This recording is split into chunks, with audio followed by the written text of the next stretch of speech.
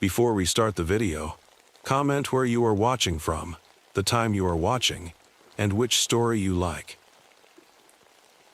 The wind still howls at night, even here in the retirement home. The nurses think it's just the weather, but I know better. That sound. It's the same one I heard up on Mount Baker back in '57. The memory of it is carved into my bones, just like the scars where my left hand used to be. I need to write this down. Maybe then someone will believe me. Maybe then they'll understand why I wake up screaming, why I beg them to keep the lights on after sunset. I was a park ranger for 30 years, and what I saw that autumn changed everything I thought I knew about our world. My name is James Sullivan. I served as a Marine in Korea before taking the ranger position at Mount Baker National Forest.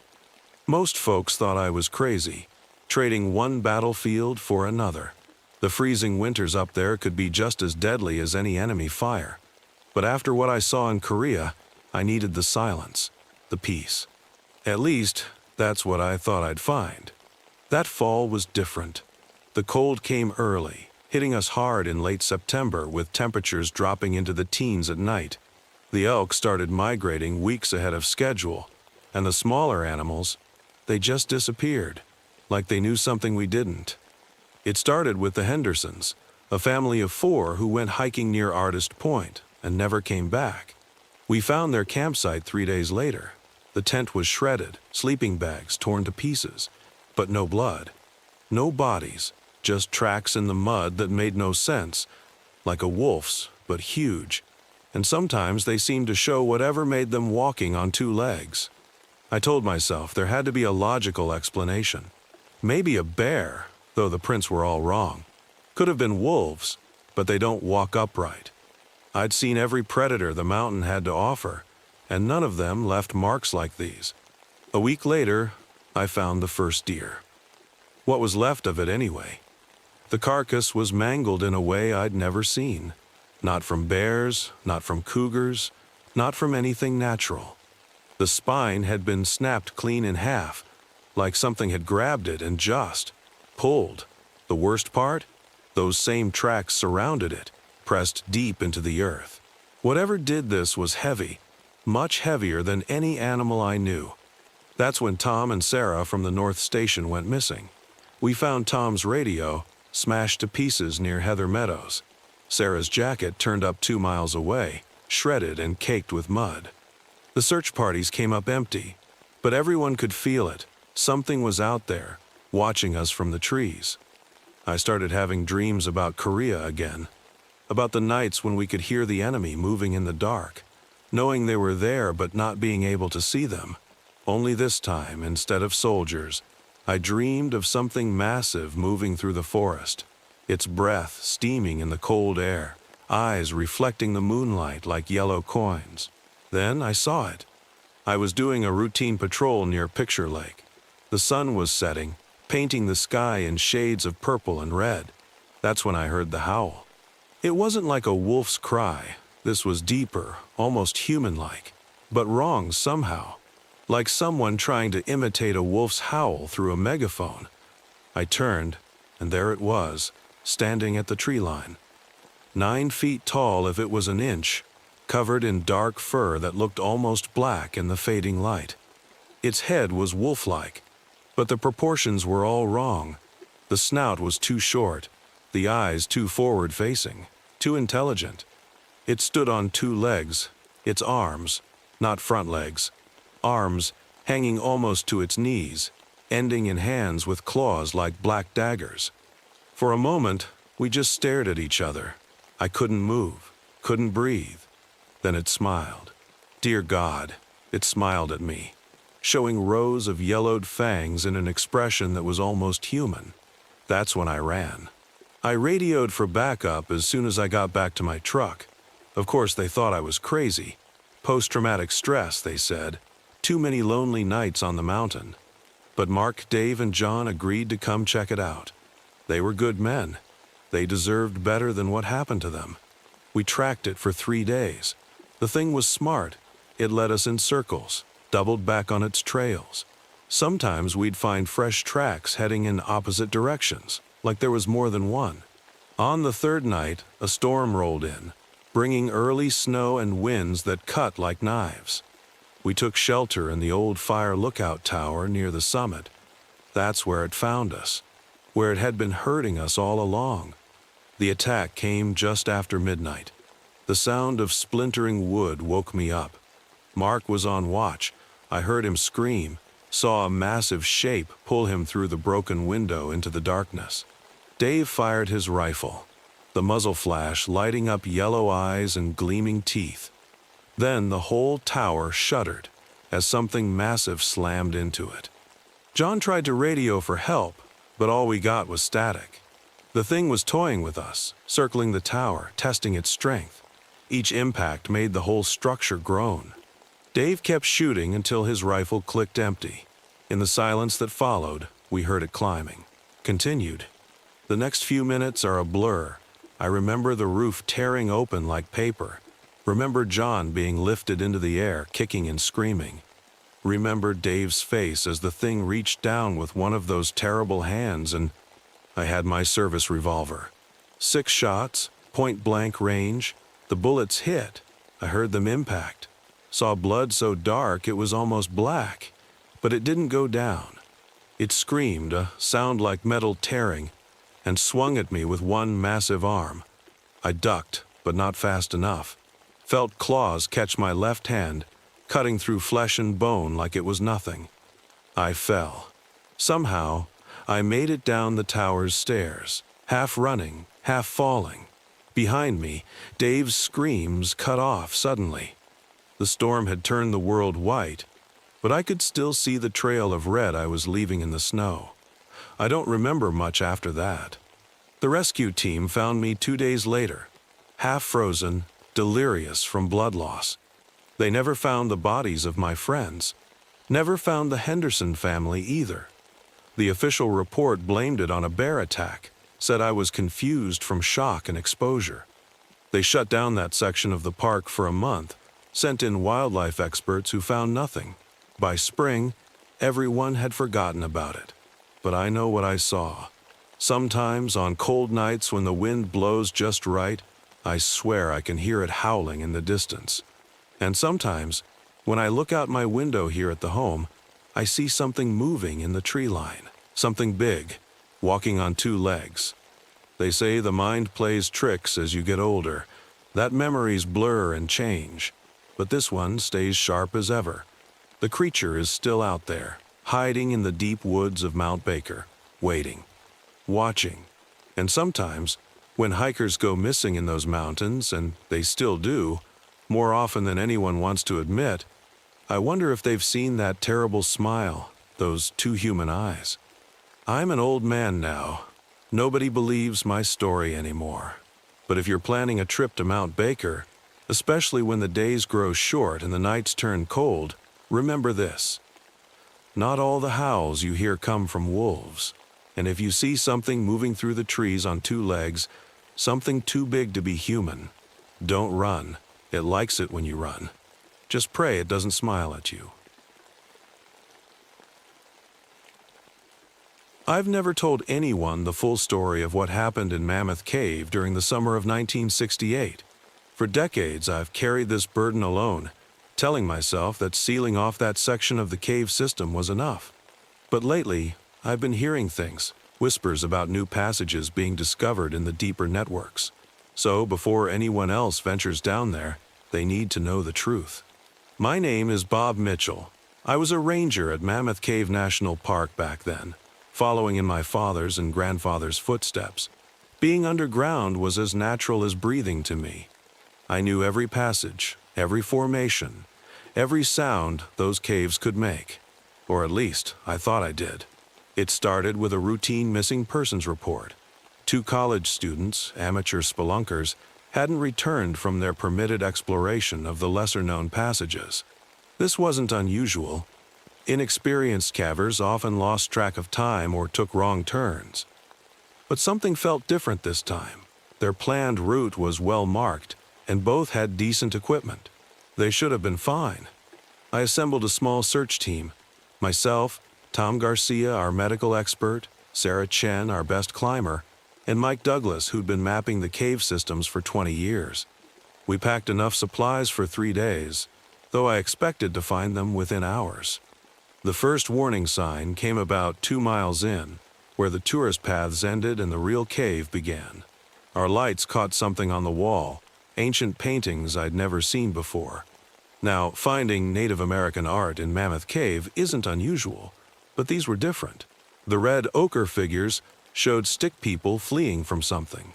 Below them were symbols I didn't recognize, and what looked like a warning. Sarah, who knew some local tribal history, went pale when she saw them. "It's talking about those who dwell below," she whispered. "The people of the deep sleep." Mike laughed it off, but I noticed how the sound died quickly in the thick air.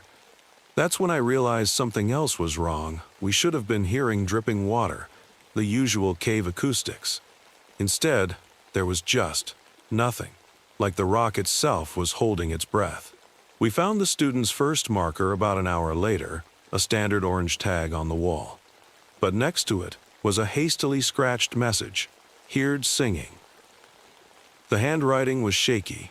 Following their trail led us deeper than I'd ever been. The passages here were different, smoother, almost artificial looking in places. We found scattered equipment, a broken flashlight, an empty water bottle, a torn backpack. Each item took us further down. Then we found the carvings. They weren't ancient, they weren't natural. Perfect geometric patterns covered entire walls, disappearing into cracks too small for humans to follow. Next to them were more recent marks, tool marks, but not like any mining equipment I'd ever seen. "Bob," Tom called out, his voice trembling, "you need to see this." He was crouched by a small pool of water, examining something. As I approached, I saw them, footprints in the mud. Human-sized, but wrong. The toes were too long, the arch too high, and they were fresh. That's when we heard it, a sound that still haunts my dreams. Like singing, but not quite. More like whale songs mixed with wind through pipes, echoing from somewhere deep below. It was beautiful in a terrible way, and it made my teeth hurt. Mike was the first to die. He was bringing up the rear of our group when the lights caught movement behind him. Just a flash of something pale and thin, too tall to be human. Then darkness, a muffled scream, and the sound of dragging. By the time we got our lights turned around, there was nothing but a few drops of blood on the rocks. We ran. What else could we do? But in our panic, we took a wrong turn. The passages all looked the same now, with those strange geometric patterns everywhere. Sarah kept saying she could hear footsteps matching ours, but always one more set than there should be. Tom went next. Something reached down from a crevice in the ceiling, something with fingers twice as long as they should be. It happened so fast we couldn't even try to help. Just another scream echoing through the tunnels. Sarah's death was the worst. We found a chamber that seemed abandoned, but recently used. There were tools made of some strange white metal, tables carved from the living rock, and things that looked disturbingly like surgical equipment. She was documenting it with her camera when they came. I never got a clear look at them, just impressions. Tall, skeletal figures with skin like cave fish, moving faster than anything should be able to move in the dark. They took her into a side passage. The screaming lasted for 6 minutes. I know because I counted every second, paralyzed with fear behind a fallen boulder. I found the students too, eventually. What was left of them? That's when I knew I had to end it, had to make sure nothing could ever get out. The demolition charges were supposed to be for emergency cave-ins. I used every one we had, setting them at key points as I retreated. Those things chased me the whole way. I could hear them singing, getting closer and closer. Their movements made no sense. They could squeeze through cracks that should have been too small, move across ceilings like spiders. I made it out with seconds to spare. The explosion sealed the passages, buried that whole section under thousands of tons of rock. When the Park Service investigated, they didn't find much. The bodies of my team had dissolved somehow, turned to a kind of white slime that evaporated in open air. The few photographs Sarah took were too overexposed to show anything clearly. The official report blamed equipment failure and bad air for the deaths, said the survivors, just me, were hallucinating from oxygen deprivation. They sealed off that section of cave as unstable and marked it on new maps as a danger zone. But sometimes, on quiet nights when I'm alone in my cabin, I swear I can still hear that singing. It's coming from deep underground, from hollows that no human was meant to find. And it's getting louder. If you're reading this and you work in the caves, please, if you ever hear singing in the deep places, run.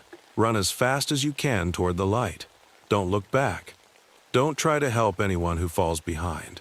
Just run.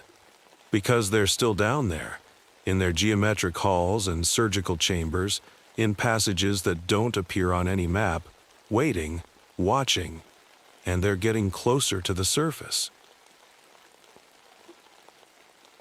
The winter of '76 was the kind that makes you question everything you know about survival.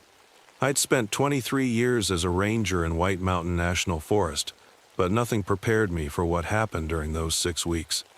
Even now, decades later, I wake up some nights with my heart racing, thinking I hear those sounds again. I should start at the beginning. My name is Margaret O'Connor Megg, to everyone who knows me. I was the senior ranger at the Crawford Notch Station, responsible for search and rescue operations across our sector. The job suited me. I'd always been good at tracking, reading signs others missed. That winter, I wish I hadn't been quite so good at it. The first snow came early that year, mid-October. By November, we had 4 feet on the ground. The radio crackled constantly with reports of stranded hikers and lost tourists who hadn't respected the weather warnings. But we handled it. That's what we did. Then Tommy Chen went missing. Tommy was one of our junior rangers, fresh out of training. Smart kid, careful, good instincts. He'd gone out to check on some equipment at our remote weather station, routine stuff he'd done a dozen times before. When he didn't radio in that evening, I figured his battery had died. It happened sometimes in the extreme cold. By morning, with no sign of him, I knew something was wrong. I gathered my gear and headed out with Jim Preston, my partner of 8 years. The sun was just coming up, painting the snow-covered trees in shades of pink and gold. Beautiful, if you didn't know how deadly it could be. We found Tommy's snowmobile first, perfectly parked beside the weather station. No signs of mechanical trouble. His tracks led to the station door, then around to the back. That's where things stopped making sense. The tracks showed he'd been walking normally. Then suddenly they changed. The stride lengthened, became erratic, like he'd started running. But there was nothing chasing him, no other tracks in the fresh snow. He'd just run. And then the tracks just stopped, 20 yards from the building. "What do you make of this?" Jim asked, crouching beside the last footprint. His breath made thick clouds in the freezing air. I shook my head. No signs of animal activity, no blood, no struggle. I'd seen plenty of predator attacks in my time. This wasn't one of them. It's like he just vanished. Jim finished. That was the word I'd been avoiding. People don't vanish. There's always a reason, always a trail. You just have to know how to read it. We searched for 6 hours, calling in additional teams as the day wore on. Found nothing. Just as we were about to head back, I noticed something odd about one of the trees near Tommy's last tracks. There were marks on the bark, about 7 feet up. Not claw marks, those I knew well. These were different. Almost like finger marks, but stretched too long, too deep into the wood. I didn't point them out to Jim. Looking back, I wish I had. That night, the temperature dropped to 30 below. The wind howled through the station's metal roof, making it creak and groan like something in pain. I sat at my desk, reviewing maps, weather patterns, anything that might explain what happened to Tommy. The coffee in my mug had gone cold hours ago. A knock at my door made me jump. It was Sarah Two Rivers, one of the local Abenaki elders. I'd known her for years. She occasionally helped us with search and rescue operations, knowing the land better than anyone. You need to stop looking, she said without preamble. Excuse me? She sat down across from me, her dark eyes serious. This time of year we call it the hunger moon, the hardest month, when food is scarce and the darkness is longest, when things wake up that should stay sleeping. I'd always respected Sarah's knowledge, but I wasn't in the mood for legends. Sarah, I have a missing ranger. You have more than that. She cut me off. You saw the marks on the tree, too high for a man to reach, too long to be human fingers. She leaned forward. Listen to me, Meg. There are some tracks you don't want to follow, some things you don't want to find. I opened my mouth to argue, but the lights flickered, plunging us into darkness for a moment. When they came back on, Sarah was already heading for the door. At least tell me what made those marks, I called after her. She paused, one hand on the door frame. You have a word for it in English, Wendigo, but that's not quite right. What walks these woods in the hunger moon is older than any name we have for it. She looked back at me, her expression grave. It wears its victims like clothes, Meg. And, it's always hungry. I wanted to dismiss it as superstition. I really did. But that night I dreamed of Tommy. In the dream, he was standing outside my window, but he was wrong somehow. Too tall, his limbs too long, and he was smiling with too many teeth. The next morning we got another call. 2 hikers missing from the Franconia Ridge Trail. I took Jim and our other junior ranger, Lisa Watts, to investigate. The snow had started again, heavy enough to blur the world into white shapes. We found their campsite easily enough. The tent was still there, equipment scattered around like they'd left in a hurry. No signs of bears or other predators. But the snow around the site was disturbed in a way I'd never seen before. The tracks. They started as normal boot prints, then gradually elongated, twisted, like the person making them was changing as they walked. Meg! Lisa's voice, sharp with fear. She was standing at the edge of the clearing, pointing at something in the trees. I knew before I got there what we'd find. More marks on the bark, higher this time, 9 feet up at least, and below them, half buried in the snow, a single boot. When I dug it out, it was still warm. That's when we heard it. A sound that didn't belong in these woods, not quite a scream, not quite a howl. It echoed off the mountains, making it impossible to tell where it came from. Lisa went pale. Even Jim, who I'd never seen rattled, took a step back. We need to go, I said. Now. We made it halfway back to the vehicles before Lisa stopped. Do you smell that? I did. Like wet copper and rotting meat. The wind had picked up, driving the snow horizontally now, cutting visibility to almost nothing. But through the whiteness, I saw something move. Something tall. Run! I shouted, but Lisa was already moving. Too slow, too slow. The thing that came out of the snow didn't look like anything that should exist. It had Tommy's uniform, torn and bloody, but the body wearing it. The arms were too long, hanging past its knees. The fingers ended in points. Its face was mostly mouth, stretching up toward its temples, packed with jagged teeth. It took Lisa first. I fired my rifle, but it moved too fast, inhumanly fast. One moment it was reaching for her, the next they were both gone, leaving nothing but churned snow and a spray of red. Jim and I ran. The thing followed, always just at the edge of visibility, playing with us. Every few seconds, that awful sound would echo across the mountains, closer each time. Jim stumbled, and I pulled him up. We could see the trucks now, maybe 100 yards away. 50 yards. 20. Jim's hand slipped out of mine. I turned around. He was standing still, smiling with too many teeth. Jim? His neck cracked as he tilted his head, far past where a human neck should bend. Hungry, he said, but it wasn't his voice anymore. So hungry, Meg. I shot him. I had to. The thing wearing Jim's skin screamed, but it wasn't dead. They don't die easily, Wendigos.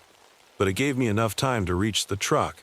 to get the flare gun from under the seat. The mythology says they're afraid of fire. Sarah had taught me that much years ago. I didn't know if it was true, but I had to try something. When it came for me again, its body twisted and wrong, I fired the flare straight into its mouth. The scream this time was different, higher, more human. The thing that had been Jim thrashed and burned, its two long limbs flailing. I watched until it stopped moving, until the fire died down to embers in the snow. But I could still hear it out there in the storm, that horrible, hungry sound. And sometimes when the wind was right, I thought I could hear Lisa and Tommy screaming too. I resigned the next day. Couldn't write the real reason in my report. Who would believe it? Officially, Jim died in an accident. Lisa and Tommy are still listed as missing, the hikers too.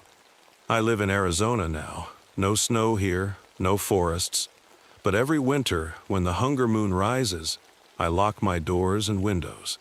And I try not to think about what's still up there in the White Mountains, getting hungrier by the year. Sometimes I wonder if I should have warned someone, posted signs, closed the trails. But who would believe me? And what good would it do? You can't close a forest. Can't kill something that's been there since before humans walked the earth. All you can do is stay away when the hunger moon rises. And if you hear something that sounds almost human calling your name from the darkness, run. I've worked as a ranger in Olympic National Park for almost 30 years, and I never believed in monsters. Not until last summer. Now I spend my nights listening to every crack of a twig, every rustling leaf, knowing they're out there, watching, waiting. I'm writing this down because people need to know the truth, even though they'll probably call me crazy. If you're reading this, I'm likely already dead. It started in June 1985. The morning was like any other, fog rolling through the valleys, eagles circling overhead, and the smell of pine needles thick in the air. I was doing my usual patrol, counting the months until retirement, when Jimmy from the Visitors Center radioed in another Bigfoot sighting. "Thompson here," I said, already tired of these calls. "Let me guess, tourists saw a bear?" "No, Dave, this one's different. Professor Klein from the University of Washington. She's got photos of footprints, big ones." I sighed. In my 3 decades here, I'd seen everything from drunk campers claiming they'd found alien landing sites to amateur ghost hunters swearing they'd recorded Bigfoot's mating call. The Pacific Northwest breeds these stories like mushrooms after rain. "Send her up to Station 4, I said. "I'll take a look." Professor Sarah Klein wasn't what I expected. No crazy eyes, no tinfoil hat. Just a serious-looking woman in her 40s, with mud-caked hiking boots and a laptop full of photos that made my stomach drop. The footprints were perfect, 17 inches long, with clear dermal ridges, like human fingerprints but on feet. I'd seen bear tracks, human tracks, and every hoax you can imagine. These were different. "Found them in the restricted area near Cedar Creek," she said, pushing her glasses up. "The soil composition preserved them perfectly. And look at the stride length. The distance between prints was over 6 feet. Whatever made them was huge." "Could be a hoax," I said. But my voice wavered. Sarah smiled. "That's what I thought too, until I found this." She pulled out a plastic bag containing dark, coarse hair. "Lab tests show unknown primate DNA, not human, not any known ape species." My hands shook as I examined the hair.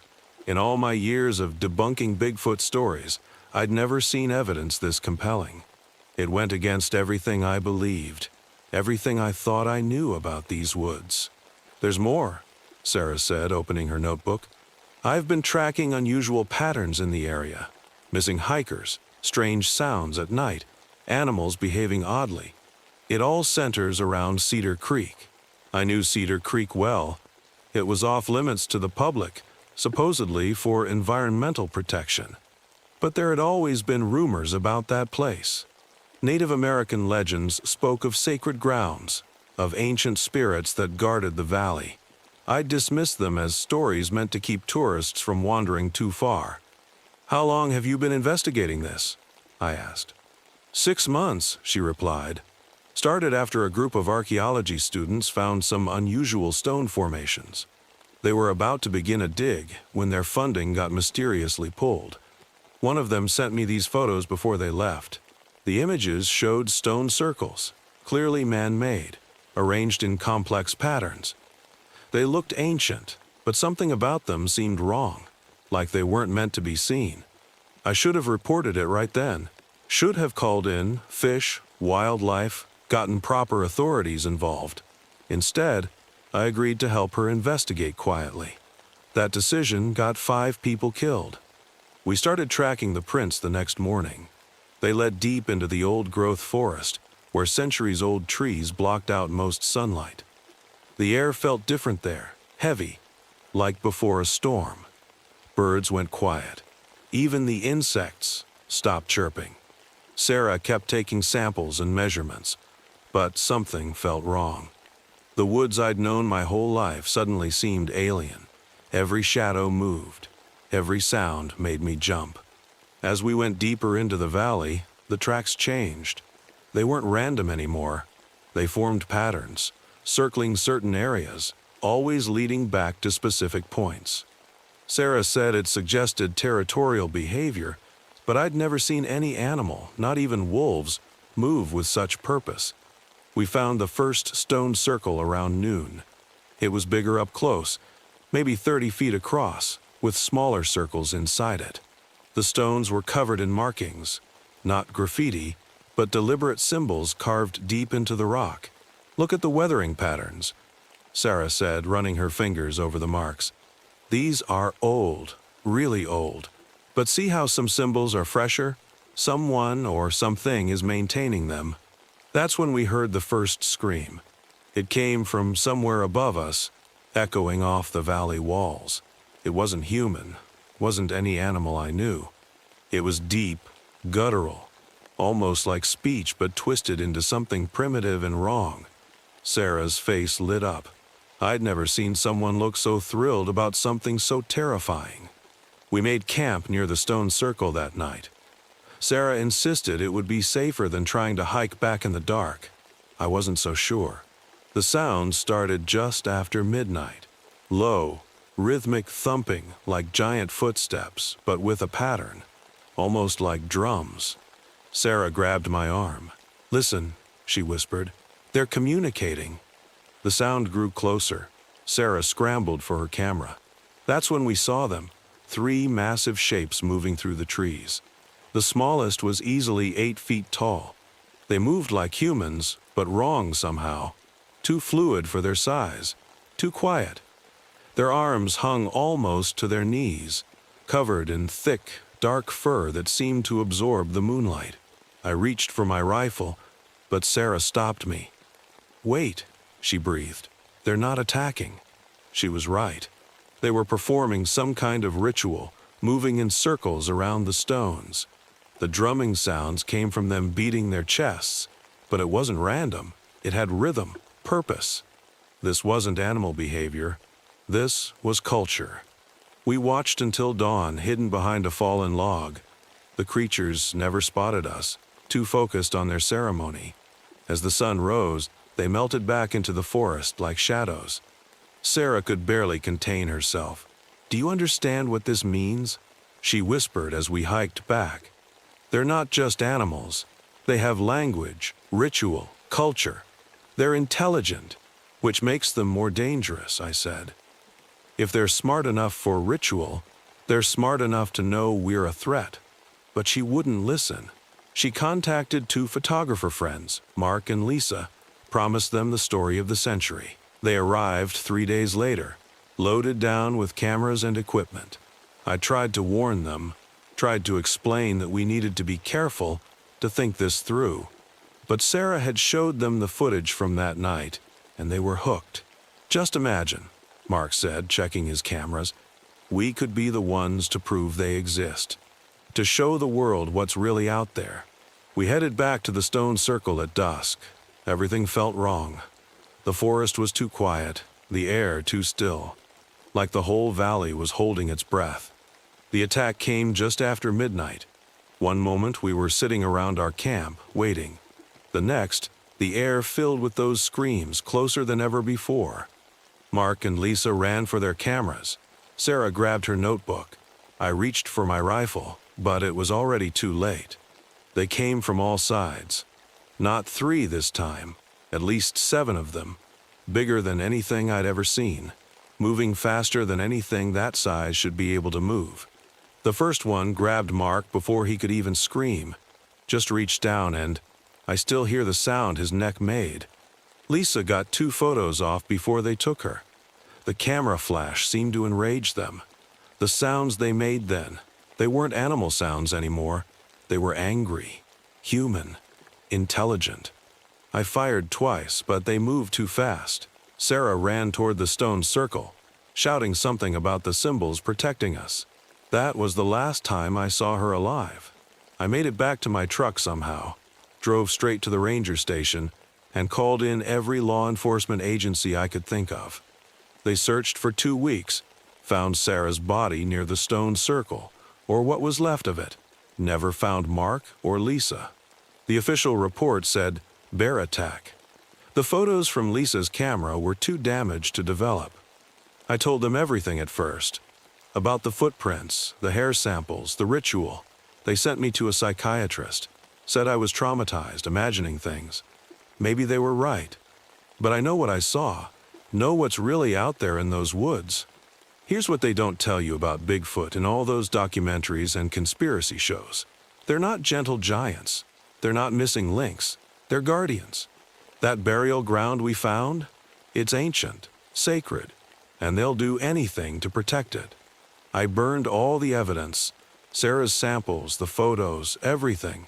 Some things shouldn't be disturbed. Some secrets need to stay buried. But they know I was there. Every night I hear those drumming sounds in the distance, getting closer. They're not finished. They're coming to tie up loose ends. If you're reading this, stay away from Cedar Creek. Don't go looking for proof. Don't make the same mistakes we did. The truth is out there, but sometimes the truth gets you killed.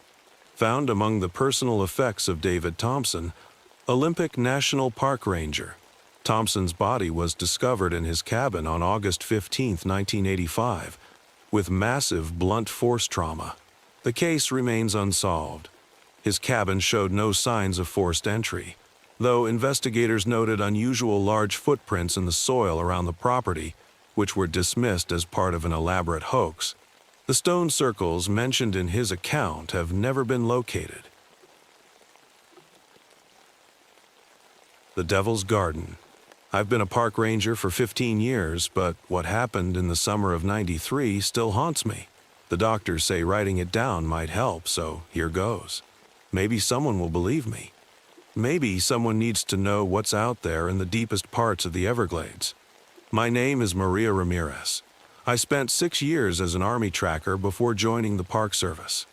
Those Army years taught me everything about reading signs in nature, broken twigs, disturbed soil, the way animals move. That training kept me alive in the end, though sometimes I wish it hadn't. Sometimes I wish I'd never learned to read the signs of what was hunting in those swamps. It started with the drought. That June was the driest we'd had in decades. The water levels dropped so low you could walk places that had been 10 feet deep a month before.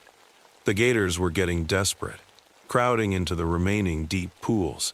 We had to close 3 popular swimming spots after close calls with tourists. But the gators weren't what worried me.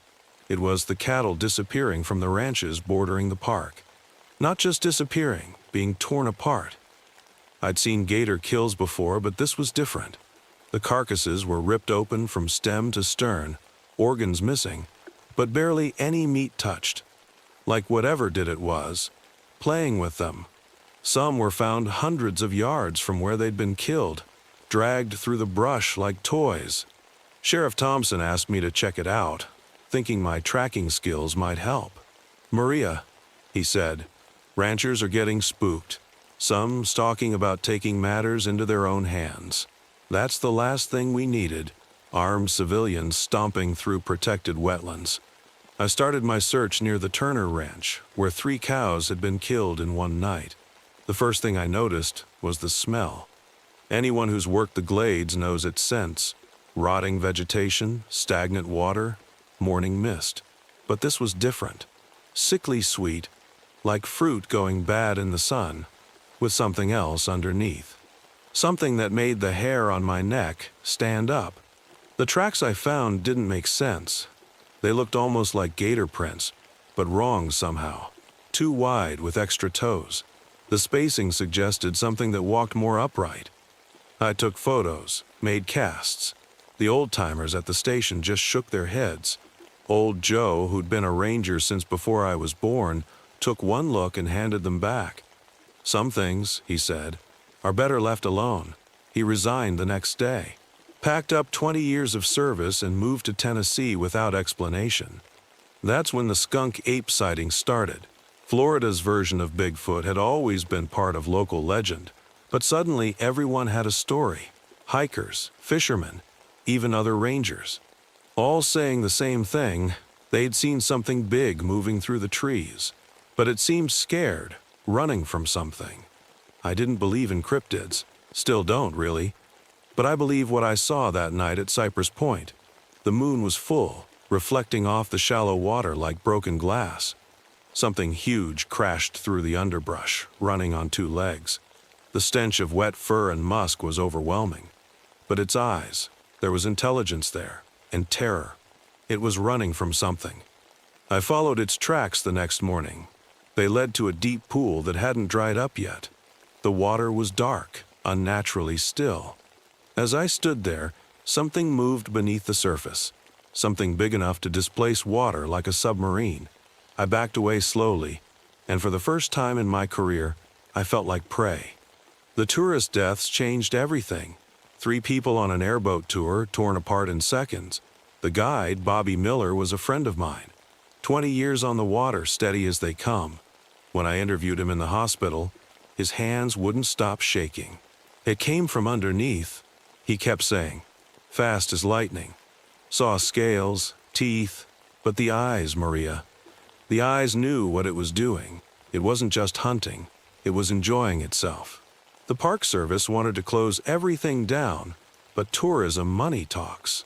They brought in experts who said it must have been a giant python, or maybe a gator protecting its nest. But I'd seen the bodies. No snake or gator did that. The wounds were too precise, too methodical, almost surgical. I kept searching, against orders. The tracks led deeper into the park, to places that hadn't seen human footprints in months. The water holes were getting crowded as the drought drove everything to the few remaining wet spots. Perfect hunting ground for something that liked easy prey. That's how I found the grove. The cypress trees were ancient, their roots creating a maze of shallow pools. The ground was littered with bones, deer, hogs, cattle, some human, all showing those same savage, playful wounds. But it was the arrangement that disturbed me most. They were placed in patterns, like some twisted art installation. The stench was overwhelming now. That rotting fruit smell, mixed with something primordial, like opening a tomb that had been sealed for millions of years. My flashlight beam caught movements in the water, but always just at the edge of vision. I reported everything, showed them the photos, the casts, the bone arrangements. They sent a team, me, 4 other rangers, and a wildlife officer named Rodriguez. All armed, all scared, though nobody would admit it. We went in at dawn, when most predators would be sluggish from the night's hunting. The morning mist clung to the water like a shroud.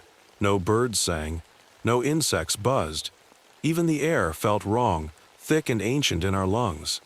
I saw it first. Just a shadow under the surface, bigger than any gator I'd ever seen. But the shape was wrong, more serpentine, with limbs that shouldn't have been there. Rodriguez fired first, and all hell broke loose. The water exploded. Something burst up between the trees, scales glinting like ancient armor, teeth as long as my hand. It moved impossibly fast for its size. Martinez went down first, dragged under without even a scream. Then Williams torn in half like he was made of paper. I emptied my rifle into it. The bullets just sparked off those scales. Rodriguez got a better look than any of us, right before it took his head off. He said later, in his last words, that it had fingers. Long, clawed fingers, like a man's but not. Like something trying to remember what hands should look like. Peterson tried to run. That was his mistake. It played with him, herding him through the trees like a cat with a mouse. We could hear him screaming for almost an hour. I don't really remember how I got out.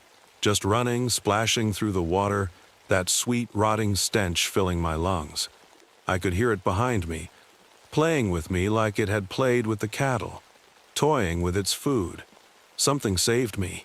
Maybe the skunk ape I'd seen earlier, maybe just blind luck. A fallen tree gave me enough cover to hide while it passed by. I lay there for hours, listening to it move through the grove, calling for its lost prey with sounds no throat should be able to make. They found me the next morning, babbling about ancient things living in the deep places, about creatures that had been there long before us, just waiting for the water to drop low enough to hunt again. Nobody believed me, of course. The official report blamed a large gator. The Park Service quietly closed that section of the park, claiming environmental concerns. But I know what I saw. I dream about those scales, those teeth, those two human fingers every night.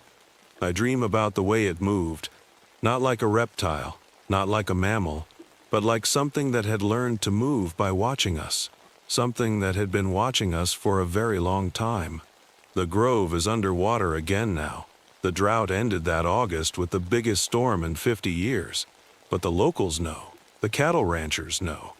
Something is down there in the deep places, waiting for the water to drop again, waiting to hunt. I won't be here when it does. They're transferring me to Yellowstone next month. The doctors say the mountain air will do me good, help me forget. But I know I'll never forget, and neither will you, if you're ever in the Everglades when the water runs low. If you smell something sweet and rotten on the wind, run. Run as fast as you can. Because it's still there.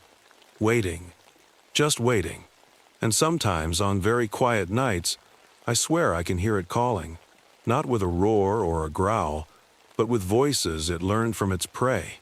Calling with the voices of people who were never found. Calling my name. The summer tourists always brought their stories about Champ. They'd huddle around campfires at Lake Champlain, passing around grainy photographs and swapping tales about mysterious shapes in the water. As head ranger at the North Hero State Park, I'd heard them all. Some claimed they saw a long neck rising from the mist. Others swore they spotted massive dark coils breaking the surface. Most were just logs or waves playing tricks in the twilight. But that was before the Hendricks family disappeared. The morning of June 12, 1973 started like any other. The air was thick with humidity, promising another scorcher.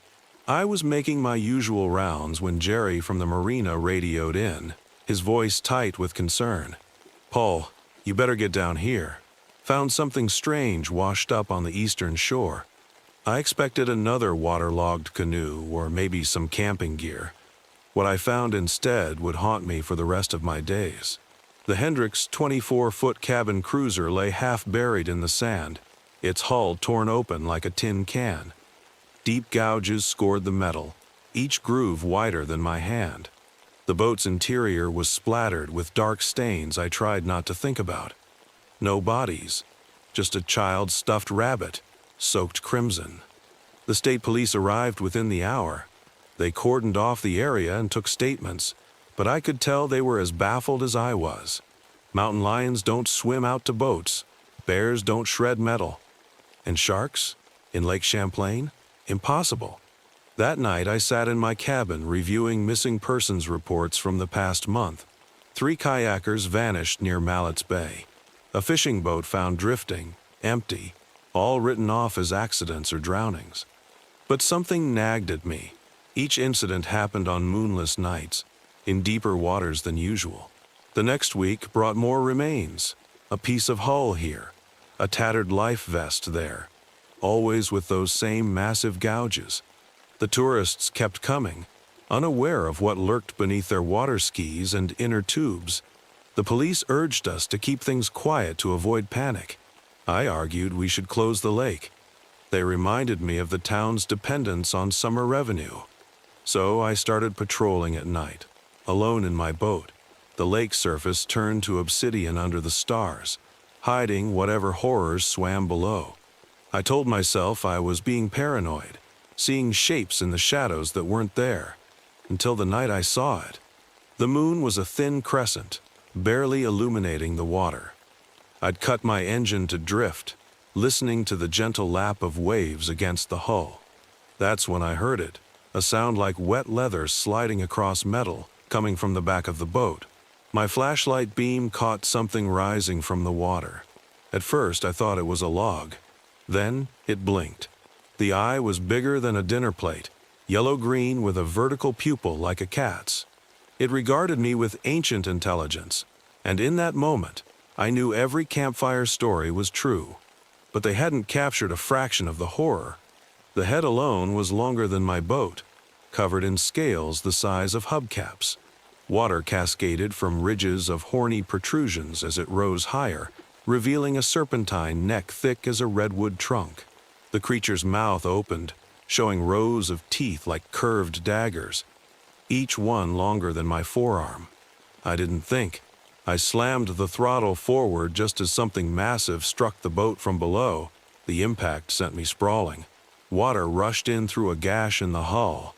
I could hear the engine screaming as I struggled to my feet, the boat listing dangerously. That's when I saw the lights on the water ahead, the evening tourist cruise, packed with families enjoying the sunset. 30 people, maybe more, completely unaware of what was rising behind them. The next few minutes were chaos. I radioed a warning, but it was too late.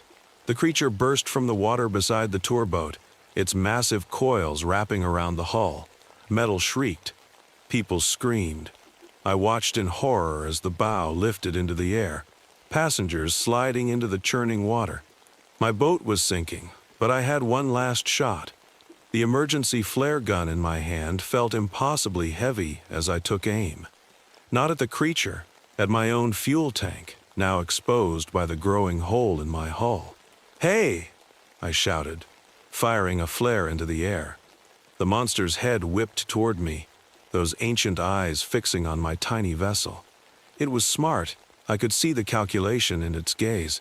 This was no mindless beast, but a hunter, a predator that had ruled these waters long before humans arrived.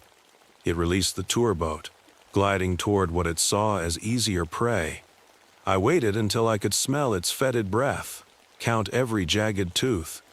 Then I fired my last flare into the spreading pool of fuel. The explosion lit up the night like a second sun. I remember the heat, the creature's otherworldly shriek of pain, then darkness. They found me clinging to debris the next morning, half dead from hypothermia. 3 passengers from the tour boat never made it back to shore. The official report blamed a fuel leak and explosion for the deaths. There was no mention of tooth marks. No explanation for the massive gouges in both boats. The creature's body was never found. Maybe the explosion killed it. Maybe it just retreated to deeper waters to heal. The disappearances stopped, but sometimes on quiet nights, I see ripples moving against the current, and I wonder. They say Lake Champlain is over 400 feet deep in places. Who knows what else might be down there, waiting in the dark water. Just remember, the next time you're out on the lake and something brushes against your boat, it might not be a log. Whatever you do, don't look down. The autumn wind carried the scent of rotting leaves and something else, something sharp and metallic that didn't belong in these woods. Ranger Maria Ramirez paused at the crest of the hill, bringing her binoculars up to scan the valley below.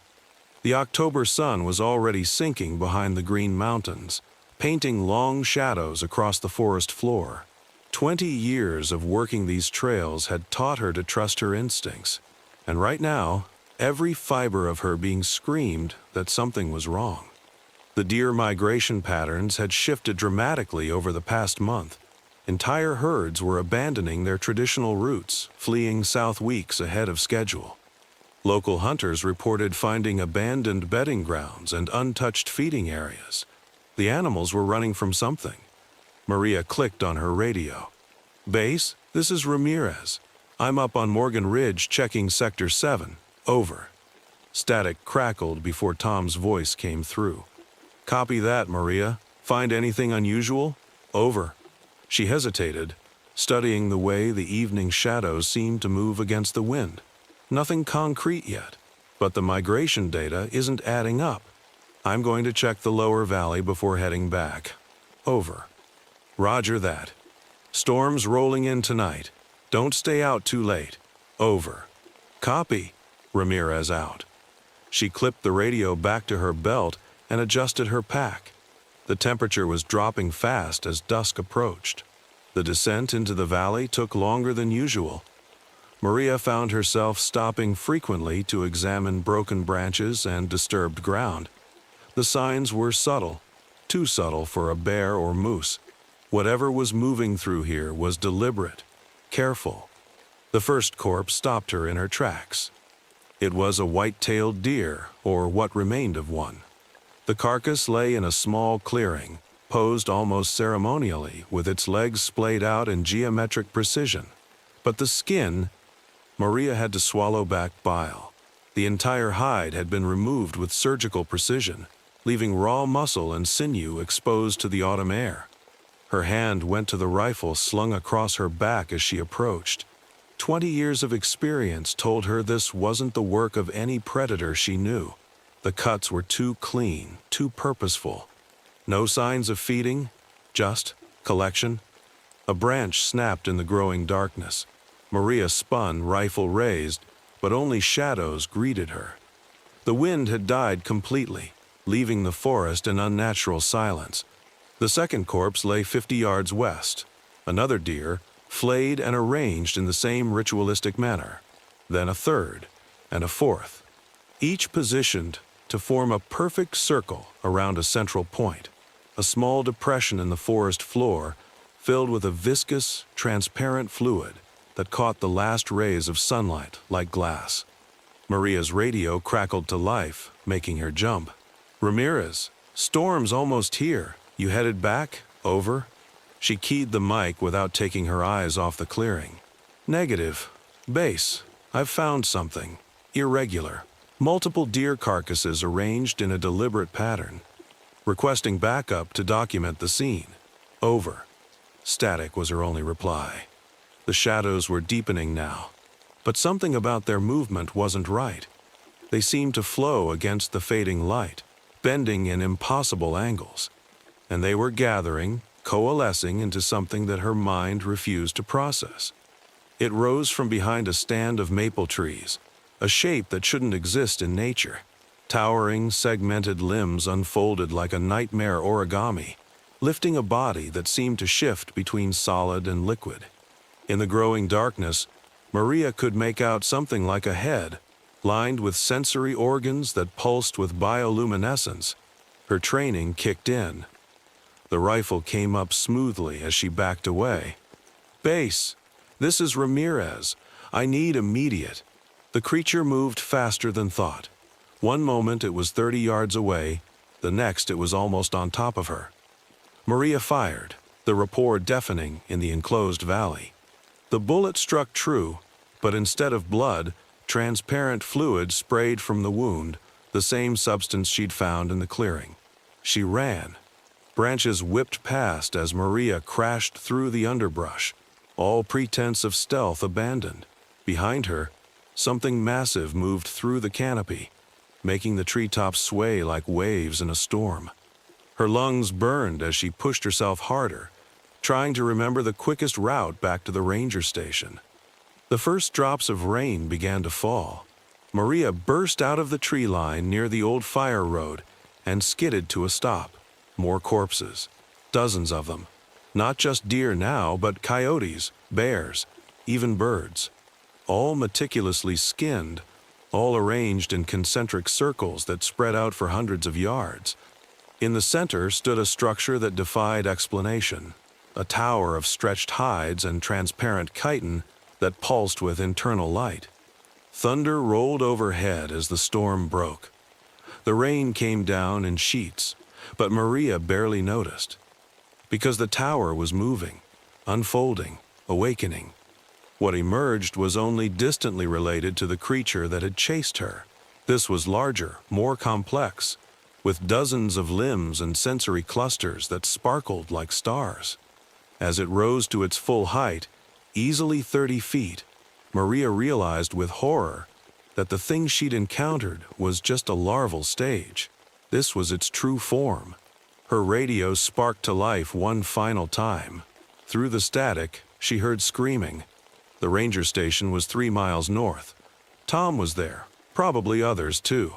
They had no idea what was coming. Maria looked at her rifle, then at the monstrosity before her. One bullet had barely phased its smaller form, but the station had a weapons locker, heavier ordnance. Lightning split the sky as Maria made her decision.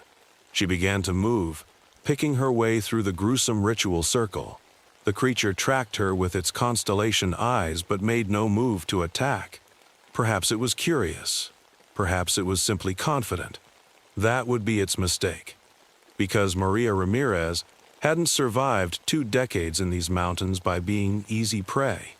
And as she edged past the Tower of Skins, she noticed something crucial. The transparent fluid that served as the creature's blood was highly flammable. The entire structure reeked of it.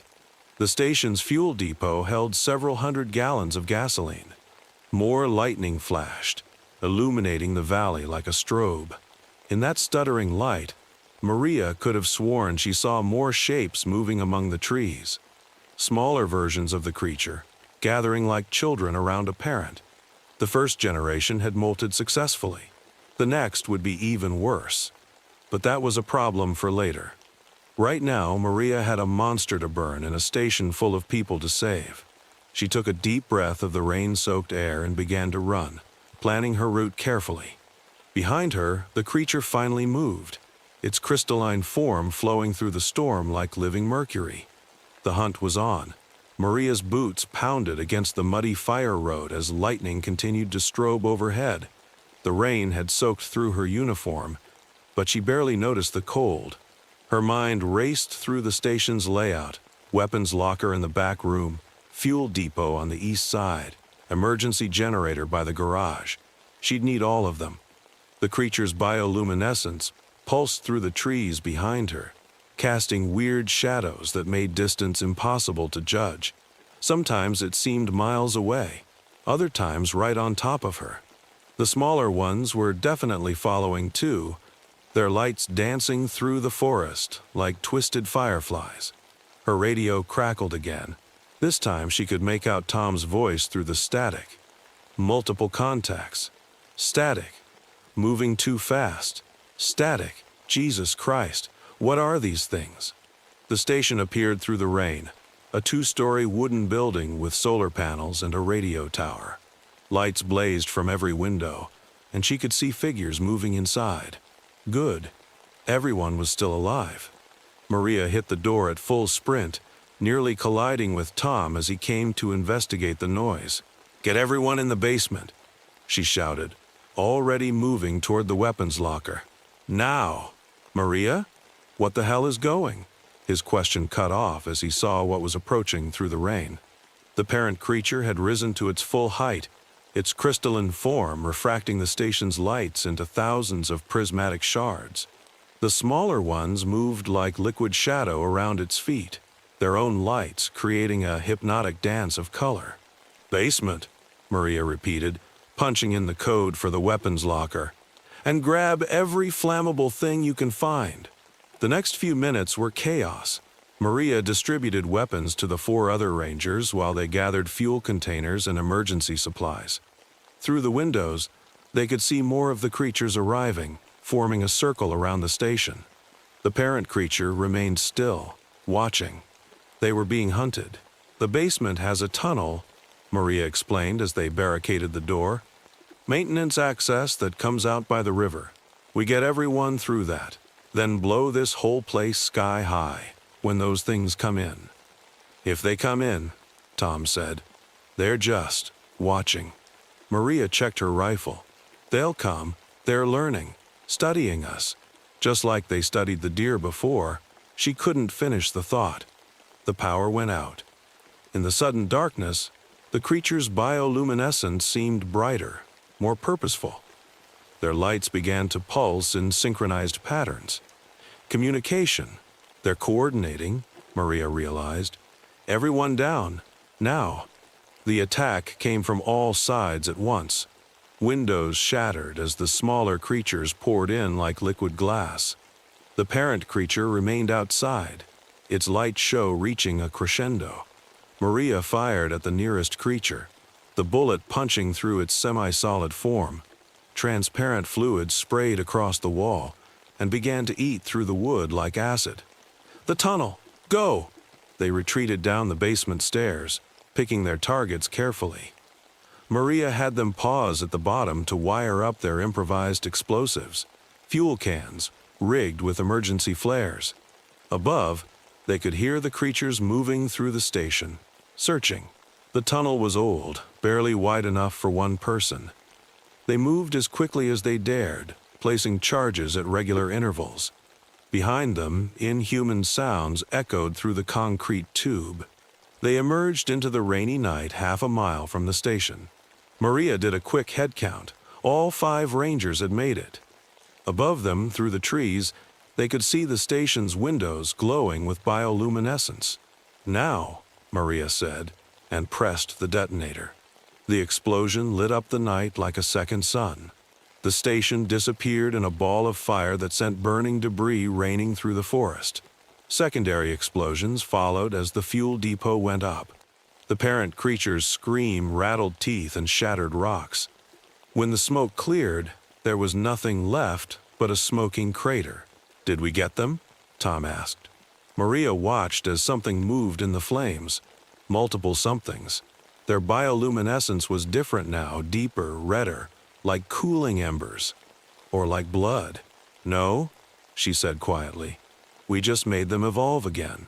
In the burning ruins of the station, new forms began to take shape.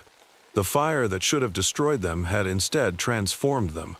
Maria could see dozens of lights now, spreading out through the forest. Some moved through the trees. Others flew. They had adapted, evolved, and they were still hungry. Call the National Guard, Maria said, checking her remaining ammunition. Tell them to bring everything they have, and pray it's enough. But as she watched the lights multiply and spread into the darkness, she knew the truth. This wasn't the end of the horror. It was only the beginning. October mornings in the Great North Woods of Maine always brought fog, but something about this one felt different. The mist seemed to pulse and writhe as it crept between the trees, carrying a bone-deep chill that hadn't been present in years past. Standing at my ranger station window, coffee growing cold in my hands, I watched it coil around the base of the radio tower like a living thing. Ranger Cooper. The dispatch radio crackled to life, startling me enough that hot coffee sloshed over my fingers. Search Team Delta missed their last 2 check-ins. That makes 3 teams this month. The dispatcher's voice wavered slightly. We need you to check their last known coordinates. My coffee mug hit the desk with a dull thud. Search Team Delta was our most experienced group. They knew these woods better than anyone. Their disappearance made no sense, just like all the others. The autumn of 1998 had started normally enough in our corner of Maine. The Great North Woods were preparing for winter, leaves turning brilliant shades of red and gold. But something had changed in the past few weeks. The forest felt different, wrong. It started with the hikers, a young couple who'd wandered off the Appalachian Trail. When they didn't check in at the next waypoint, we sent out Search Team Alpha. They never returned. Team Bravo went looking for both groups. They vanished too. Now Delta. The morning fog clung thick and heavy as I drove my ranger truck up the old logging road. The coordinates placed the last radio contact about 12 miles into the Kenduskeag Valley, near the old paper mill. My headlights caught the swirling mist, creating strange, shifting shadows that seemed to dance just at the edge of vision. The first warning sign came when my radio started picking up interference, a high-pitched whine that made my teeth ache. I switched it off, but the silence that followed felt even worse. The fog was getting thicker, which wasn't unusual for these parts, but something about its movement caught my eye. It didn't flow like normal fog. It seemed to pulse. I parked at the end of the road and grabbed my pack. Standard search and rescue gear, plus extra supplies given the pattern of disappearances. The fog had reduced visibility to about 20 feet, but I knew these woods. I'd been ranging here for 15 years. The first mile was uneventful. Just the crunch of leaves under my boots and the occasional call of a crow. Then I found the first sign of Delta Team, a backpack propped against a tree. Standard procedure if they needed to mark their path. But when I approached it, my blood ran cold. The backpack was covered in what looked like frost, but it was nearly 50 degrees out. When I touched it, the material felt hard, almost like glass. Breaking off a small piece, I held it up to examine it. The fabric had been crystallized somehow, transformed into something that shimmered faintly in what little light filtered through the fog. That's when I noticed the silence, complete and absolute. No birds, no insects, not even the whisper of wind through leaves. Just the sound of my own breathing, which was getting faster by the second. Movement caught my eye. Something in the fog. A shape, vaguely human but wrong somehow. Too tall, too thin.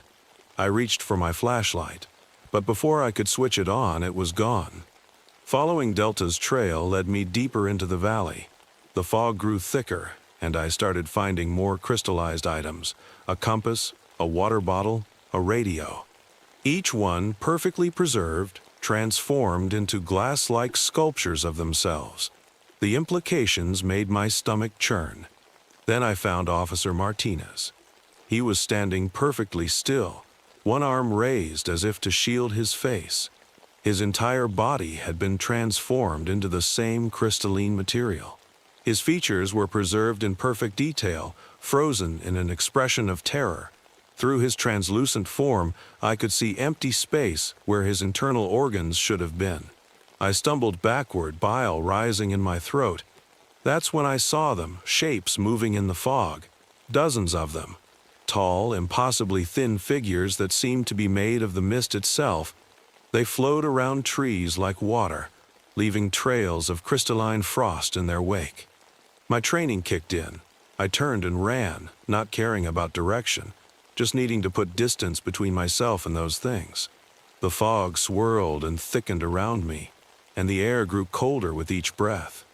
My radio crackled to life, emitting that same high-pitched whine, but now it almost sounded like voices, thousands of them, all whispering just below the threshold of understanding.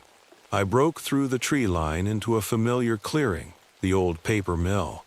Its rusted hulk loomed through the fog like the skeleton of some ancient beast. The main building was still mostly intact, including the massive industrial furnace they'd used to burn waste paper. The whispering grew louder. Looking back, I saw them emerging from the trees, dozens, maybe hundreds of misty figures, their forms rippling and flowing like liquid smoke. Where they touched the ground, crystal formations spread like growing ice. An idea struck me. These things, whatever they were, seemed to be made of some kind of vapor or gas, and the mill's furnace was designed to burn at temperatures hot enough to melt steel. I sprinted for the building's main entrance, hearing that awful whispering growing closer.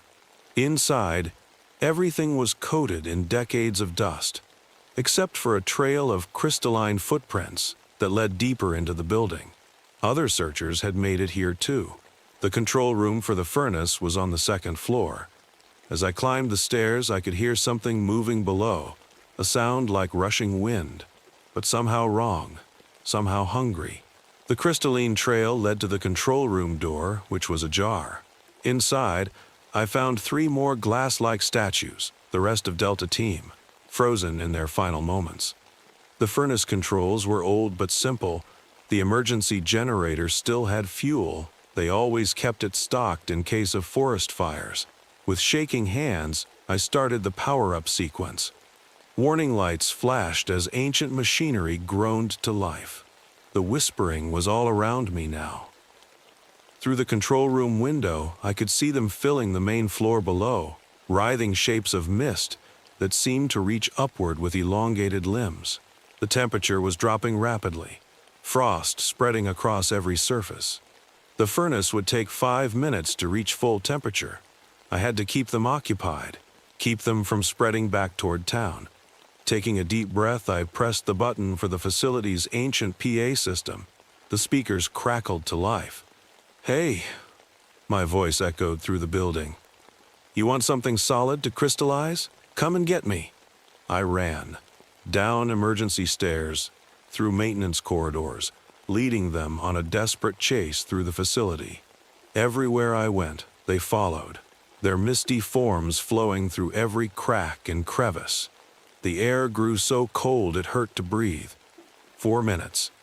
I could feel them getting closer, the whispering growing louder, becoming almost words. My legs burned as I ran, ice crackling under my boots with each step. Frost was forming on my clothes, on my skin. 3 minutes.